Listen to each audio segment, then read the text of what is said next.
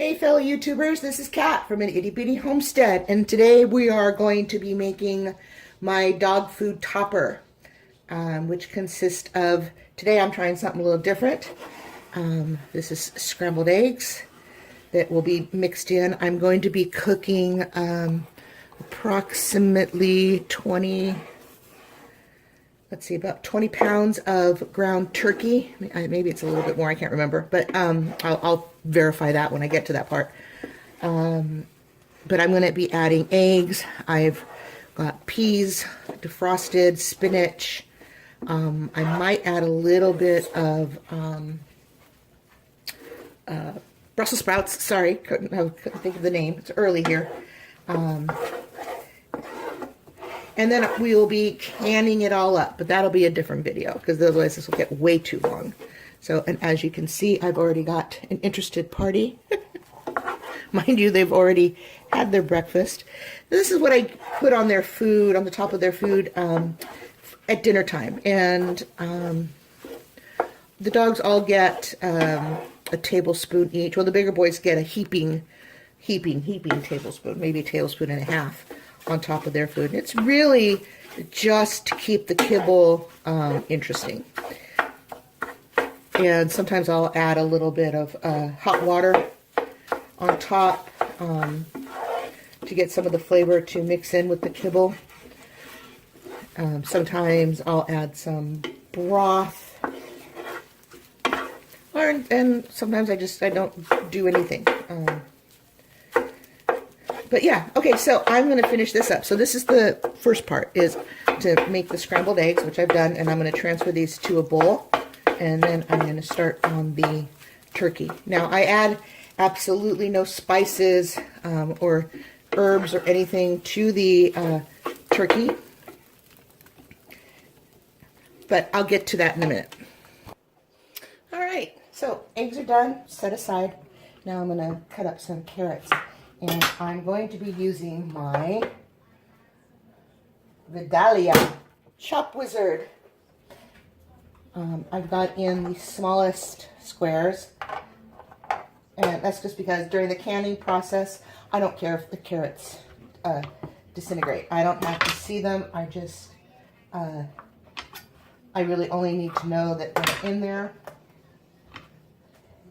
And the dogs are going to get the benefit of them. Now I'm trying to slice off as little as possible, but I mean, do I really need to cut that off? I mean, they're dogs, but they're my babies. And, well, I pretty much say, except for the kibble, if I wouldn't eat it, why should I make my dogs eat it? So, yeah. I mean, you know, for those of you that have fur babies out there, I am sure you completely understand where I'm coming from.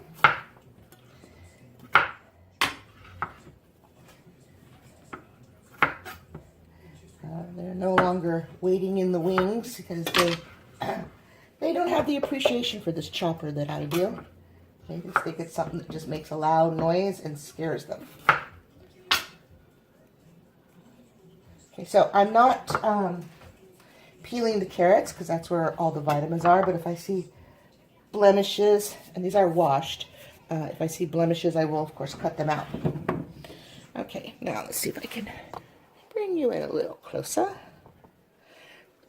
Don't have one of these. There's so many models or different types with different gadgets, different slice things. I got this one because I already have separate slicers for all the other shapes, you know. So I just thought I want something just simple, just to dice things up for me fairly quickly. The only thing I'd say that you have to do for this is if I put this piece in, I'm going to have tall, skinny pieces. So you do have to take the time and do some prepping. Excuse me. I don't know why my coffee is giving me a case of the burps this morning.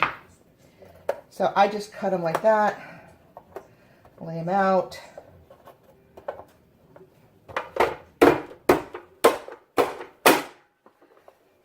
Now, of course, I won't be able to do this after I have my surgery. I'll have to do it all left-handed, but see if you can see. There is the chopped carrots right there. So pretty. Oh, run away. All right, so I'm going to get these carrots all chopped up, and then we'll be back for the next step. All right, so bringing it a little closer. Here we go. Eggs, finely chopped carrots, diced carrots, and then frozen peas and spinach that I defrosted overnight in the fridge. Although I did buy a container of fresh spinach, but I need to start making room in my freezer for when the Zaycon order comes through in August. And I know that seems like a long ways away, but you don't understand how full my freezer is. All right, so now I'm just going to rattle my brain, see if there's anything else I want to add to this. And part of the reason I add all the vegetables and the eggs and whatever is because the dogs don't need to have straight turkey meat. So it also extends it, makes it more cost effective, and they get the nutrition from the vegetables and a little more protein from the eggs. I don't normally put eggs in, like I think I said earlier, but my refrigerator is bursting at the seams at the moment because I did a Sam's Club shopping spree. So, no, not shopping spree, shopping haul. Anyway, all right, so let me just go poke around in my fridge and see if there's anything else I want to add. Those are just beautiful. Look at those colors. I mean, honest to goodness, is that just beautiful or what? All right, I'll be right back, and I'm going to start cooking up the turkey meat. Okay. Okay. Get started on the turkey. Now, this is from Sam's Club. It's a 2.5-pound package, and you get 2 of them for $12, which works out to $2 something a pound, which is $2.59 a pound, I think, which is half the price of what I would pay for it at my supermarket.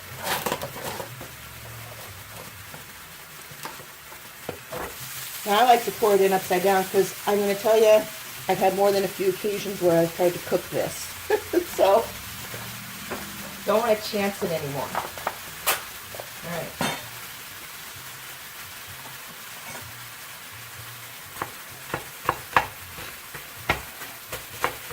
I'm going to do this all in batches.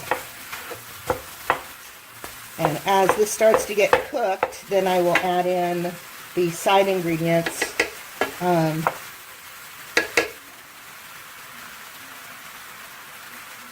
So that I can try and get it evenly spread, because there's no way I'm going to be able to dive my hands in here. And then once all that's all added, I'm going to start adding it to this big pot I've got here. And when I get all that done, then I'm going to get all the hamburger meat, the turkey meat done. Then I will start heating up my jars that's in the oven right now. They're washed, and and they are sterilized already.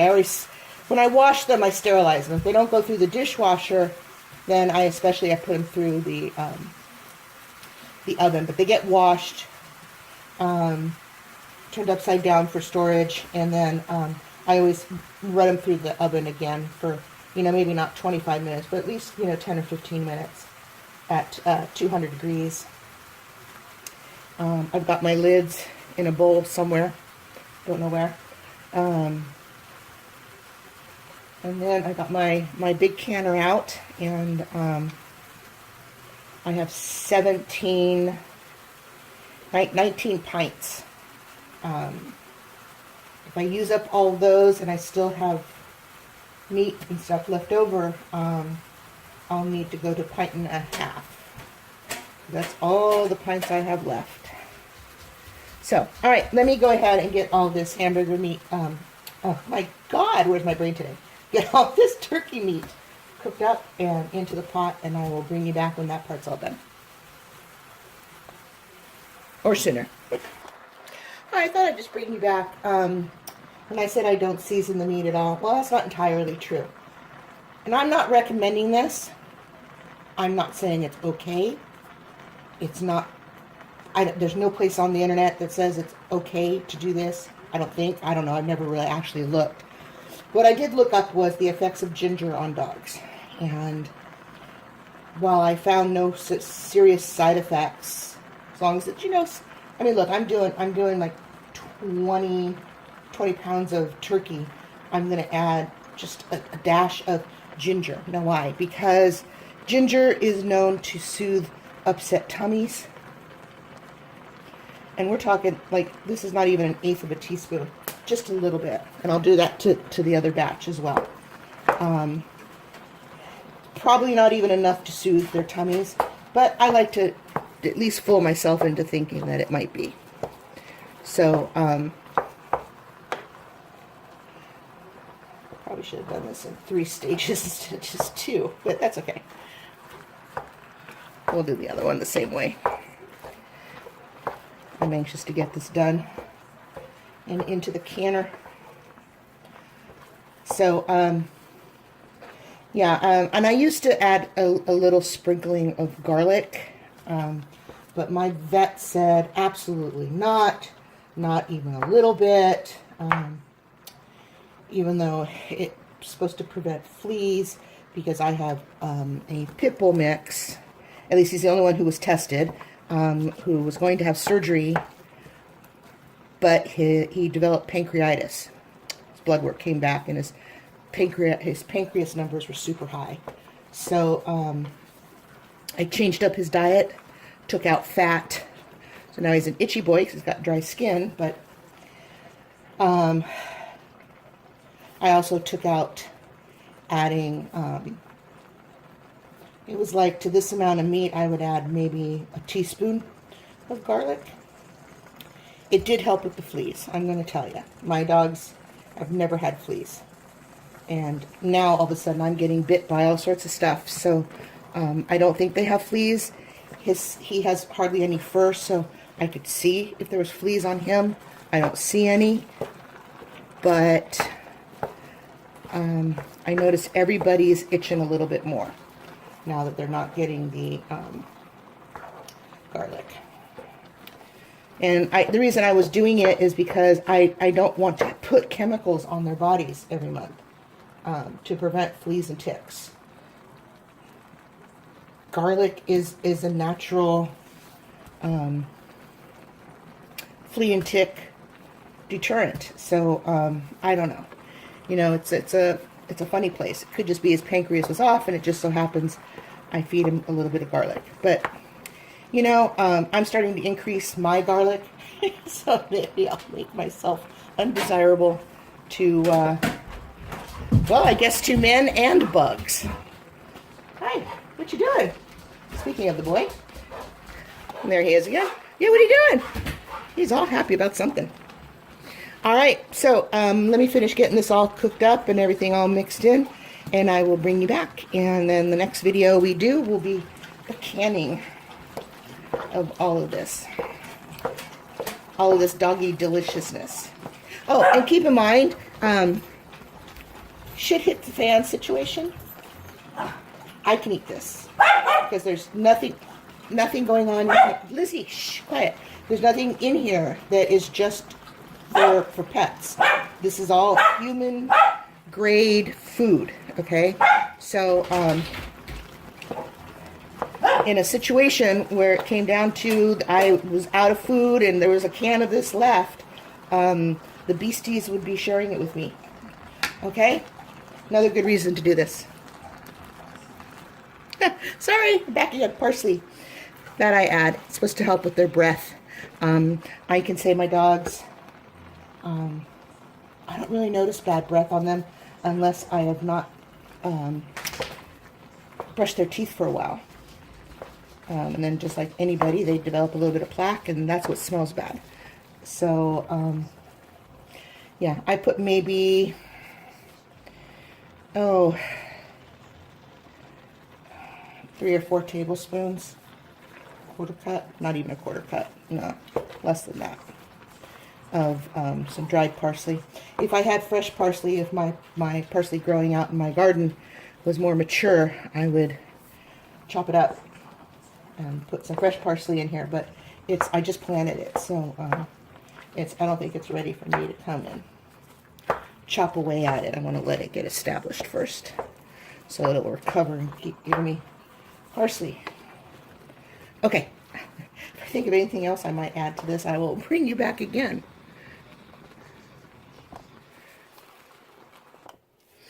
Okay, YouTubers, I wanted to bring you back for this part. The meat is partially cooked. I mean, it's not, you know, I still see some, there's a little bit of pink. It's not cooked enough that I would eat it, but it will finish cooking during the canning process.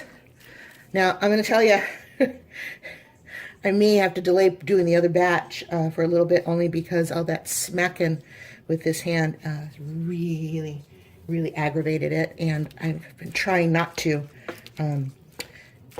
make it super sensitive before I have the surgery. But, oh well, my baby's got to eat. But anyway, so if you don't have one of these, I don't even know what they're called. This is by Fiberware. I think I got it either Bed Bath & Beyond or off of Amazon. I know several other YouTubers channels use these. I think Heather from Needy Homestead uses one of these. I think Lisa from Sutton Days got one recently.